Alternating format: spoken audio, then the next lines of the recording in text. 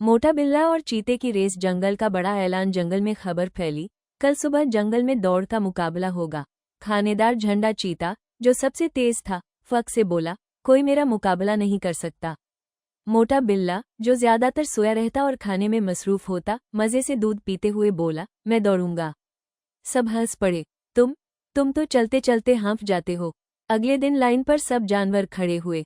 घड़ियाल अंकल ने सीटी बजाई। फूं। चीता बिजली की तरह दौड़ पड़ा हाई वोल्टेज और मोटा बिल्ला धीरे धीरे चलता रहा। रास्ते में बिल्ले ने एक गली देखी जो सीधा फिनिश लाइन तक जाती थी। उसने सोचा, मैं भी दिमाग से जीत सकता हूँ। वह आराम से शॉर्टकट से होता हुआ फिनिश लाइन पर जा बैठा और दूध पीने लगा। चीता दौड़ते दौड़ते थक गया और जब फिनिश लाइन पर पहुंचा तो देखा, मोटा बिल्ला आराम से बैठा मुस्कुरा रहा है।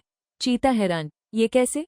मोटा बिल्ला बोला, तेज होना अच्छी बात है, मगर दिमाग इस्तेमाल करना और भी जरूरी है। सबने तालियां बजाईं और चीता भी हंसकर बोला, आज से मैं दौड़ के साथ दिमाग भी चलाऊंगा। बच्चों, अगर आपको ये कहानी पसंद आई तो हमारे चैनल को लाइक, थम्स अप का चिन्ह और सब्सक्राइब बेल जरूर करें, ताकि और मज़ेदार कहानियां आप तक पहुंचती रहें।